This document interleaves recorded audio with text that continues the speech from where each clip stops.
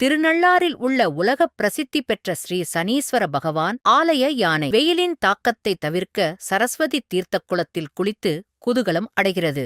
காரைக்கால் மாவட்டத்தில் பிரசித்தி பெற்ற திருநள்ளாறு ஸ்ரீ தர்பாரண்யேஸ்வரர் தேவஸ்தானம் ஸ்ரீ சனீஸ்வர பகவான் கோவிலில் பிரகிருதி எனும் 22 வயது பெண் யானை உள்ளது. யானையை முருகேசன் மற்றும் மணிகண்டன் ஆகிய 2 பாகன்கள் பராமரித்து வருகின்றனர். திருநள்ளாறு தர்பாரண்யேஸ்வரர் ஆலயத்தில் நடைபெறும் திருவிழா மற்றும் முக்கிய நிகழ்வுகள், பூஜைகளில் கோவில் யானை பிரகிருதி கலந்து கொண்டு பொதுமக்களுக்கு ஆசீர்வாதம் வழங்கி வருகிறது. மேலும் விசேஷ நாட்களில் கோவிலுக்கு வரும் பக்தர்கள் சனீஸ்வர பகவானை தரிசனம் செய்து யானையிடம் ஆசீர்வாதம் பெறுவது வழக்கமான ஒன்றாக உள்ளது.